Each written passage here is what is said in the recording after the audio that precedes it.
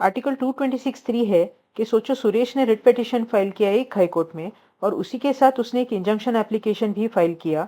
जैसे कि इनमार्क के केस में इनमार्क ने इंजंक्शन लिया था पिटीशन फाइल करते समय कि मैटर मुंबई में आगे न बढ़े, मतलब स्टे ऑर्डर भी लेने की बात है। ये इसीलिए है ताकि पिटीशन फाइल करने के बाद से रिस्पोंडेंट कोई ऐसा काम न करे जिससे बात और बिगड़ जाए। अगर इनमार्क को स्टे नहीं मिलता तो वहां मुंबई में मैटर आगे बढ़ते रहेगा और यहाँ कोलकाता में भी पिटीशन का कोई मतलब नहीं बचेगा। इंजंक्शन दो तरीके के होते हैं, टेम्पररी यानी प्लेंट या प्रोसीडिंग चालू रहने तक के लिए, क्योंकि आखिर में तो डिसीजन आ ही जाएगा किसी न किसी के हित में, और परमानेंट यानी वही स्थिति होगी फाइनल में। टेम्पररी इंजंक्शन है सीपीसी के ऑर्डर 39 में, परमानेंट इंजंक्शन है स्पेसिफिक रिलीफ एक्ट 1963 के चैप्टर 7 और 8 में। सीपीसी में टेम्पररी इंजंक्शन के लिए जरूरी है 3 चीजें जो मांगने वाले को कोर्ट में साबित करना ही होगा। पहला, प्राइमा फेसी केस, मतलब उस समय पे एप्लीकेंट अपने हित में केस है ऐसे दिखा पाता है क्या। दूसरा है बैलेंस ऑफ कन्वीनियंस, मतलब कोर्ट को दोनों तरफ के हित और हानि देखने होंगे।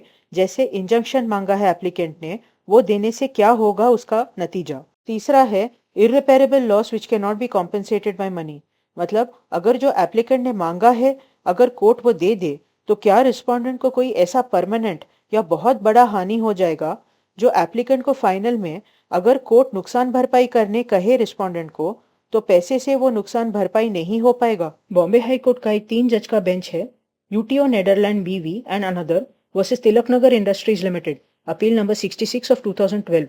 ये ओरिजिनल साइड में अपील था, एक नोटिस ऑफ मोशन में, मतलब एक एप्लीकेशन में। बॉम्बे हाई कोर्ट के ही दो अलग बेंच ने दो अलग विपरीत बातें बताई थी दो जजमेंट्स में, तो यहाँ पे कोर्ट को देखना था इस बारे में। एक केस है कोलगेट और दूसरा है गोल्ड माइंस। विषय थे, एक, टेम्पररी इंजंक्शन एक प्राइमा फेसी एडजुडिकेशन यानी निर्णय है या विवेक का वापर। दो, ट्रायल कोर्ट यानी जहां सूट पहले दाखिल हुआ उस कोर्ट से इंजंक्शन एप्लीकेशन में पास किए ऑर्डर से अपील किस हद तक कर सकते हैं। ऐसे मैटर आए रेफरेंस में। इसमें एपेलेंट दारू का एक बड़ा व्यापारी था, रिस्पोंडेंट शक्कर और दारू बनाता था। एपेलेंट वैसे कुछ ट्रेडमार्क के मालिक था दारुओं के नाम पे। रिस्पोंडेंट्स एपेलेंट के पास गए और एपेलेंट के दारू भारत में बेचने के लिए परमिशन मांगा। ऐसे एक लाइसेंस दिया गया रिस्पोंडेंट को। एपेलेंट का कहना था कि रिस्पोंडेंट एपेलेंट के ब्रांड का नाम खुद ट्रेडमार्क कराने के चक्कर में था भारत में धोखे से, इसीलिए इन्फ्रिंजमेंट यानी जब इंटेलेक्चुअल प्रॉपर्टी राइट्स को गलत तरह से वापरता है कोई तो आईपीआर का मालिक केस फाइल करता है इन्फ्रिंजमेंट का। तो यहाँ भी फाइल हुआ, इंटरिम रिलीफ मांगा गया। एपेलेंट का कहना था कि नीचे का कोर्ट प्राइमा फेसी केस देखता है तो उससे उठते अपील में एपेलेट कोर्ट ऑर्डर को पूरी तरह से परखता है और अपने निष्कर्ष निकाल के नीचे के कोर्ट के ऑर्डर को बदल सकता है। रिस्पोंडेंट का कहना था कि इंजंक्शन देते समय कोर्ट अपना विवेक वापरता है तो उससे उठते अपील में सिर्फ इतना देखना होगा कि ये विवेक अनियंत्रित है या गैर जिम्मेदारी से वापरा गया है कि नहीं। कोर्ट ने कहा कि आदेश कोर्ट को तब देना होगा इंजंक्शन को लेके जब कोई कानूनी अधिकार मांगा जाए और उस अधिकार का उल्लंघन हो, सामने वाला चैलेंज करे और एविडेंस के बाद निर्णय हो पाए।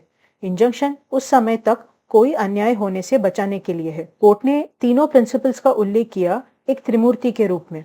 प्राइमा फेसी केस को लेकर कोर्ट ने कहा इसका मतलब है पहली नजर में या मैटर के ऊपरी रूप पे।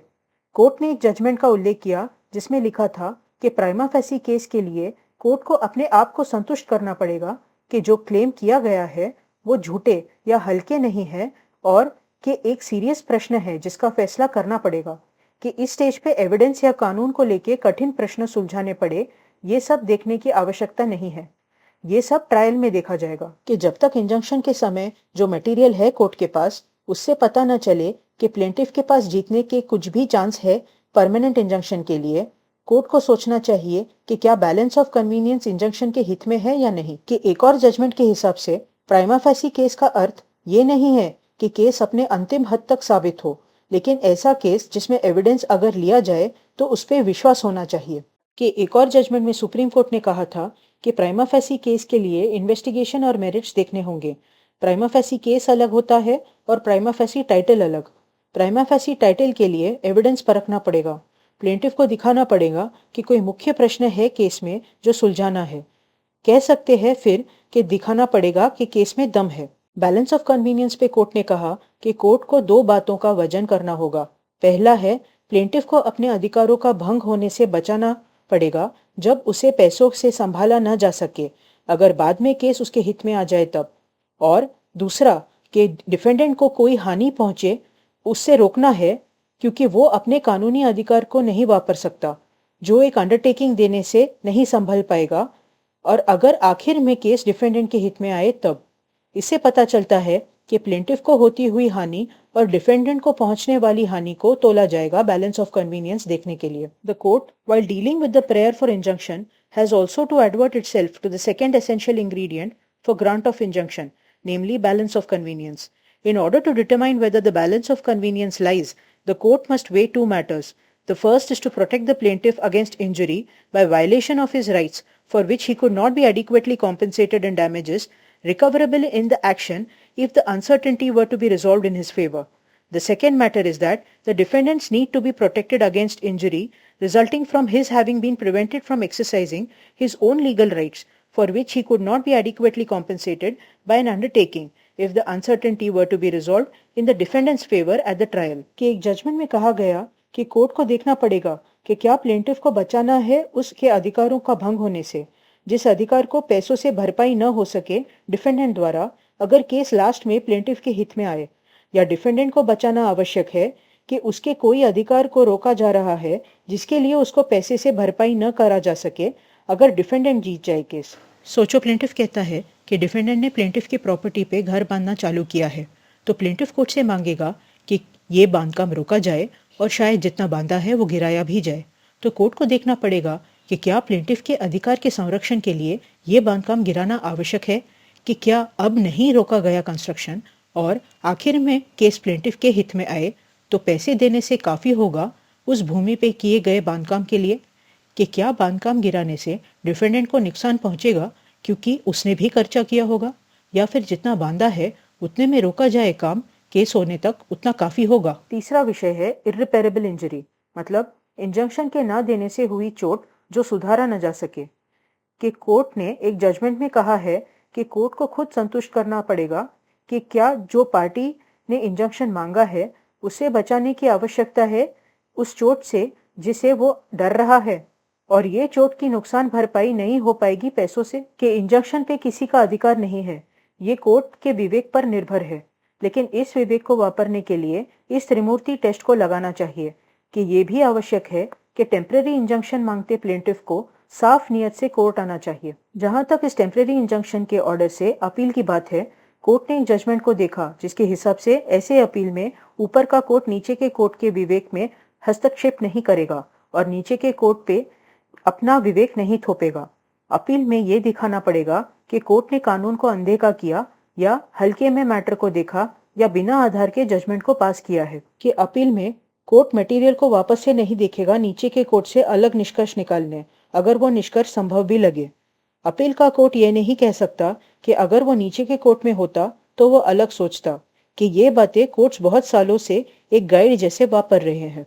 एक केस में नीचे के कोर्ट ने इंजंक्शन नहीं दिया, अपील कोर्ट ने दे दिया, और सुप्रीम कोर्ट ने नहीं दिया और नीचे के कोर्ट के जजमेंट को माना। ऐसा करके सुप्रीम कोर्ट ने कहा कि अपील में नीचे के कोर्ट द्वारा विवेक वापरने के विरुद्ध गए थे, तो ऐसे में अपील का कोर्ट बीच में नहीं आएगा और अपने विवेक नहीं लगाएगा बीच में। अपवाद होगा अगर विवेक वापरने में मनमानी हुई है या गैरकानूनी तरह से हुई है। अगर नीचे के कोर्ट ने सोच समझ के आदेश दिया है तो अपील के बीच का कोर्ट नहीं आएगा। कोर्ट ने और भी जजमेंट्स देखे कि अपील कोर्ट को अनलिमिटेड ज्यूरिसडिक्शन नहीं होगा। इसके बाद कोर्ट ने आईपीआर संबंधित कानून देखे और सीपीसी का ऑर्डर 39 भी देखा। कि कोलगेट जजमेंट में कहा गया है कि क्योंकि कोर्ट ने इंजंक्शन नहीं दिया इसका मतलब ये नहीं है कि कोर्ट ने अपना विवेक नहीं वापरा है। कि ऐसे केसेस में कोर्ट सब्जेक्ट मैटर या मेरिट्स पे नहीं जाता, कोर्ट उन 3 प्रिंसिपल्स को देखता है और फिर अपना विवेक वापरता है बिना मेरिट्स पे टिप्पणी किए। देखो कि नीचे के कोर्ट पे कितनी जिम्मेदारी है। इस केस में कोर्ट ने हीरालाल बोल के एक जजमेंट को मुख्य नहीं समझा, लेकिन इसके बाद एक केस में हीरालाल को मुख्य समझा गया और इस कोलगेट को नहीं देखा जो एक्चुअली उस पर बाइंडिंग था। गोल्ड माइंस में भी हीरालाल को रेफर किया गया। कोर्ट ने कहा कि जब एक ही नंबर ऑफ जजेस के 2 विपरीत जजमेंट है तो जो प्रिंसिपल जो जजमेंट डिसाइड करता है उसके लिए वो जजमेंट देखना पड़ेगा। तब जब बाद में का जजमेंट उस विषय को न देखे या उस प्रिंसिपल पे न कुछ कहे।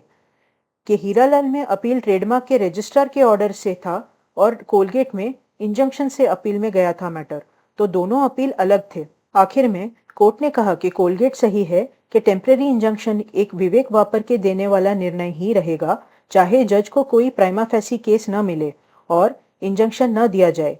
कि टेम्परेरी इंजंक्शन में कोर्ट सब्जेक्ट मैटर पे निर्णय नहीं लेता, ना ही मेरिट्स पे, और सिर्फ जाने माने उसूलों पे लेता है, बिना मेरिट्स पे कुछ कहे। कि नीचे के कोर्ट के विवेक को अपने विवेक से बदली नहीं करेगा अपील कोर्ट, जब तक ये न दिख जाए कि नीचे के कोर्ट ने मनमानी आचरण या गैरकानूनी व्यवहार किया है। ऐसे रेफरेंस आंसर हुआ। जब ये 3 कंडीशन एप्लीकेंट के फेवर में हो तो कोर्ट टेम्परेरी इंजंक्शन दे सकती है।